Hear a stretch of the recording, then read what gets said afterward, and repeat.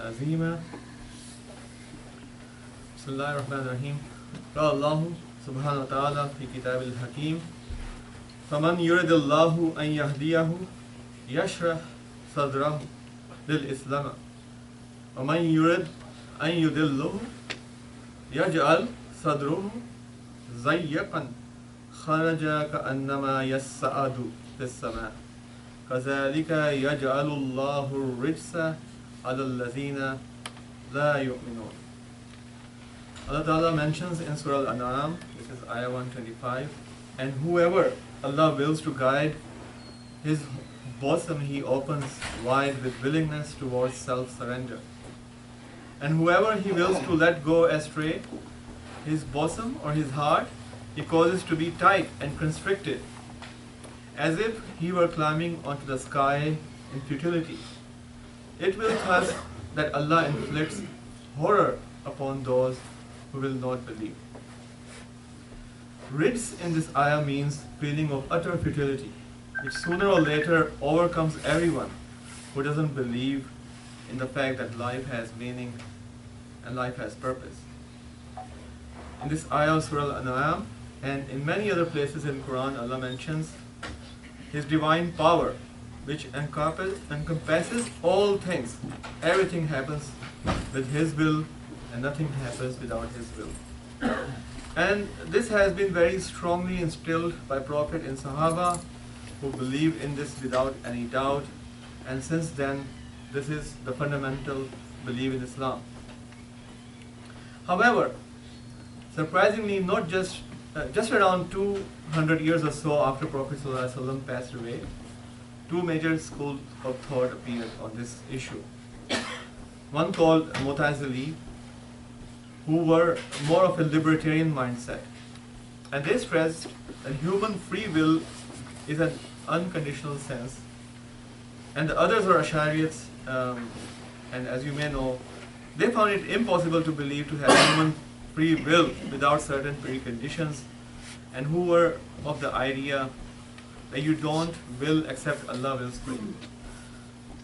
Mu'tazilin thought that Allah created us and gave us the ability to create our own actions and ability to do our deeds, whereas the Ash'arites took it as if Allah created our actions. That means Allah already knows what I am doing, then why I am held responsible for what I do. They believed in the theory of causation and said that Allah is the ultimate beginner of all the cause and effect down the stream.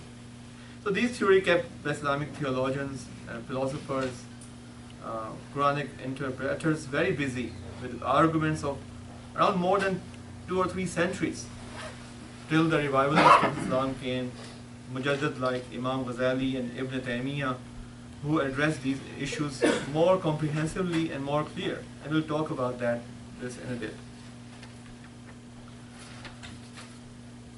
Allah mentioned in Surah Safa, ayah number 96, وَاللَّهُ خَلَقَكُمْ وَمَا تَعْمَلُونَ. While Allah has created you, He also created what you do. So this ayah had one of the greatest influence on the theory that Ash'ariyat I mentioned had. However, what it really means that Allah has power to create you, but Allah has also given you freedom of will, and that's where your actions are present, with a limited span of life and with guardrails, constrictions around you, what you could do. And this is preordained, this human will, and He gives you paths, alternative paths, and He provides you will. He may have knowledge, alim al-ghaib, what you're gonna do, but He provides you the choice.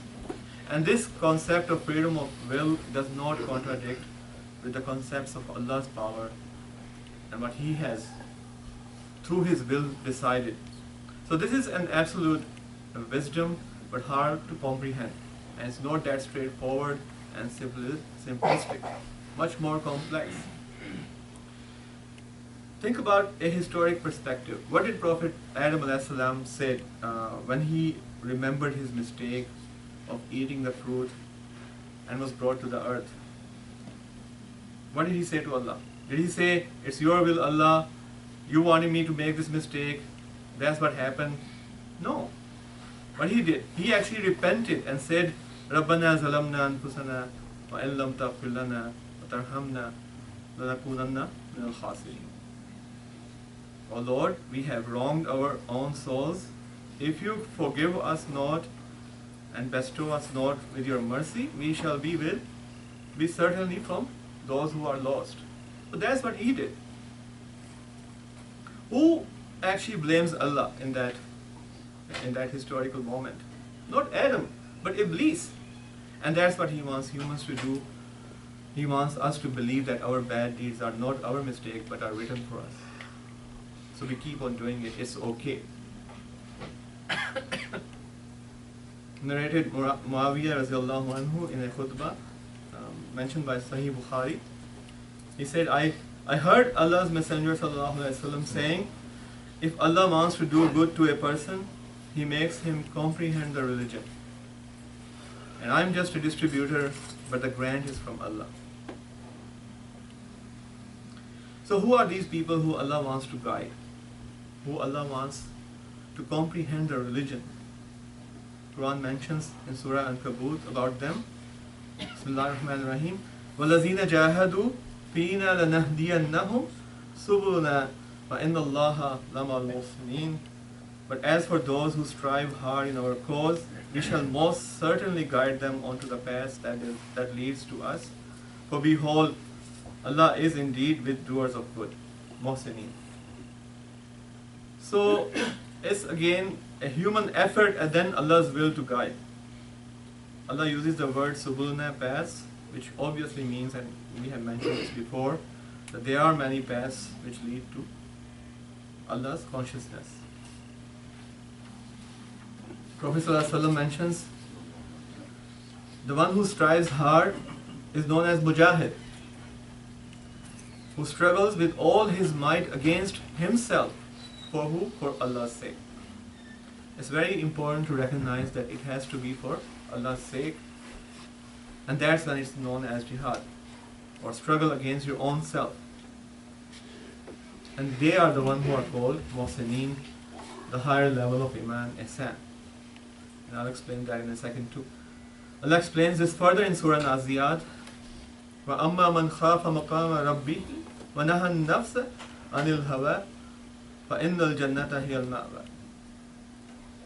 But unto him who shall stood in fear of his sustainer''s presence and held back in his inner self from desires, paradise will truly be the abode. So these are not just Islamic principles. All the prior prophets, may peace be upon them, brought similar teachings. We all know humility of Prophet Jesus when he advised his community to don't strike back, but to hold yourself. Give your other cheek, somebody hits you. This self-control is the same control which Quran mentions again and again, to strive hard against yourself. And it's the same teachings in all prophets. And that's what many paths, the same paths lead to God. Allah. Let's discuss another aspect of this human action and human will and its reward. Allah mentioned in Surah Tawbah, إِنَّ اللَّهَ لَا يُضِيعُ أَجْرَ الْمُحْسِنِينَ. Surely Allah does not waste the reward of the Muhsinin. And as I mentioned, Muhsin, or doing an ihsan, is the highest level of Iman. And as you remember hadith of Jibreel alayhi salam, their Prophet said, ihsan is that you worship Allah as you see Him. And Allah mentioned in Surah Tawbah that deeds of these people will not be wasted. So this begs the question that can actions be wasted? Especially if they are not for the sake of Allah. And the answer is yes. And Allah says Himself in Surah Muhammad, Bismillahir-Rahmanir-Rahim, ذَلِكَ بِأَنَّهُمْ كَرِهُوا مَا أَنزَلَ اللَّهُ فَأَحْبَطَ أَعْمَالَهُمْ. Because they hate what Allah has sent down, the message of the prophets, so He has made their deeds fruitless. The fa'ahbat or fa'ahbata, the letter fa means here consequence, as a cause and effect. Human action was there first, and then as effect produced elimination of their deeds. So this is kind of a relation between power of Allah and human free will. This brings another question. Can Allah destroy our actions even if we do for the sake of Allah? And this is a more complex question. And Sahaba radiallahu anhum started thinking about this. That since their whole life and their whole action is for the sake of Allah, they should be okay. But as I think we discussed before, what did Prophet say to them in response? Sallallahu Alaihi Wasallam, not one of you shall be saved by your deeds. And Sahaba cried, "Oh Rasulullah Sallallahu Alaihi Wasallam, not even you?" And he said, "Not even I, unless Allah encompasses me with His mercy." So this is again, as I said, it's a complex issue. A lot of books and a lot of debates have been throughout Muslim history. But that's what Prophet is saying. Even Prophet didn't know how Allah will treat him. Think about it. That obedience and worship to Allah would be the definite reason to be saved. If that would be the case, that the more worship you do, the definitely will be you saved. No. What happened to Iblis? He was the most worshipper of Allah. But he was condemned. And what happened to Adam? Right away when he was made, his status was raised. He didn't do any worship before he was made. And right away Allah says to angels, prostrate against him. So this is Allah's will. And it's not dependent upon years and years of worship or good acts. It depends on His mercy, and then that's a difficult thing to comprehend. And that is His Qadr. These are Allah's mysteries. And even the very true followers of Islam, Tabi'in and Taba Tabi'in, struggled with this. The great Sufis of Islam, even they carved out this term called mortification or mujahadat and declared it to be indirect means of attaining contemplation. But they also knew, the most pious of those, they were very cognizant of the fact that whoever attains to Allah does so by His grace and His mercy, and it is independent of human's action. Allah's mercy is even for those who go against Him. Allah's mercy is for everyone in the world. So it's His mercy which guides human. Shaykh al-Islam Ibn Taymiyyah put it very beautifully, that humans do act, but Allah enables them to do so by His will. All that matter is humans' intention, and that's what actions are dependent upon, and Allah will reward the intentions. Ali Ibn Usman al-Jalabi explained it further in his treatise Kashf al-Mahjub, a very famous book and one of the earliest treatises of Sufism. That he who seeks shall find. Some people say that. The other people say, he who finds shall seek. So this cause and effect, whether it comes this way or that way, it doesn't really matter. The expression is the same. It all depends on divine blessing. If He gives tawfiq, hidayah, the obedience and ta'at will follow. This hidayah, the guidance, always precedes any mujahidat or any submission. If you are blessed, you will do the right thing, and especially if you have good intentions. On the authority of Hasan al-Basri, Messenger of Islam Sallallahu Alaihi Wasallam says, it's a hadith al-Qudsi, which makes it a little bit complex too. Allah says, intention or sincerity is one of my secrets, which I'll give it to the heart of the servant I love. So he's explaining here that intention is, and this sincerity, we always talk about that you should have a good intention for your action. You should be sincere. This is also a creation of Allah, a product, a gift of Allah. It comes even before the free will, or before even your intention starts. And this is a secret, and He gives to whom He wants to, and He doesn't give whom He doesn't want. أقول قولي هذا واستغفر الله لي ولكم ولسائر المسلمين فاستغفروه إنه هو الغفور الرحيم.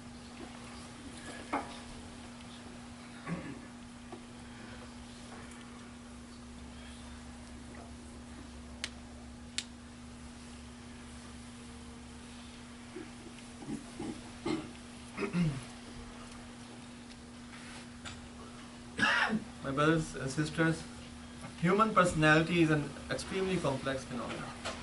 This body needs, emotions, intellect, and they are all closely intertwined in an indissoluble fashion. So therefore, man is equally likely to rise to greater spiritual heights and equally likely to fall to the utter immortality.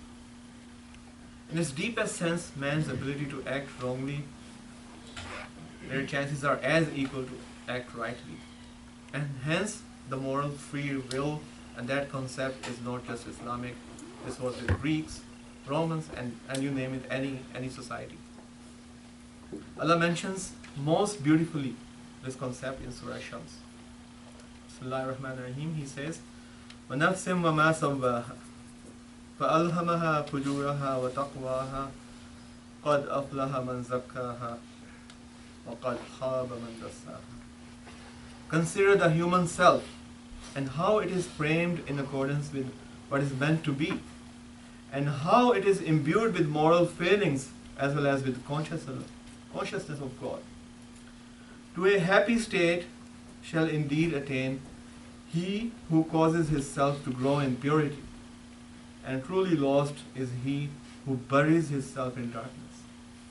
So human will and God's rewards. That's why God says in Surah Salāt, ayah 11, لِيُخْرِجَ الَّذِينَ آمَنُوا وَعَمِلُوا الصَّالِحَاتِ مِنَ الظُّلُمَاتِ إِلَى النُّورِ. He might lead those who have attained to the faith and to righteous deed out of the depths of the darkness into the light. So it's Allah's mercy that leads to prosperity, nothing else. And that Qadr, Allah's decree, that can change for humans. And that's also dependent on His mercy. So my dear brothers and sisters, be strong in your faith and ask for hidayah and mercy of God, because that's the only thing that will save us in this life and hereafter, nothing else. Even if our fate is predestined, His mercy has the power to change it. And Allah wants, if He wants, He can bring good things out of evil. And He can change destiny if our intentions are true and are aligned with His submission. But we have to put our effort first. When we say إِيَّاكَ نَعْبُدُ وَإِيَّاكَ نَسْتَعِينُ اهْدِنَا الصِّرَاطَ الْمُسْتَقِيمُ, this nasta'een literally means that we have the effort and then Allah's help comes. Then the straight paths will be opening to us. It will be easy for us to pick those paths and walk towards the good destinations and not towards which Allah has condemned and who have gone astray. But in doing so, always ask Allah's tawbah and guidance. So He makes things easier for us to choose this straight path.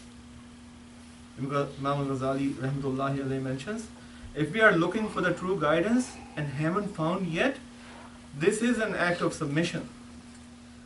And what's the best way of finding guidance is to study the book of Allah, the Quran al-Hakim, Hudan lil-Muttaqeen.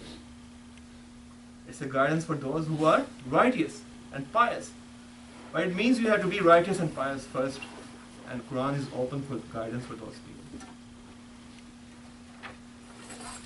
Inna Allaha wa malaikatahu yusalluna ala nabi ya ayyuhallazina amanu sallu alayhi wa sallimu taslima.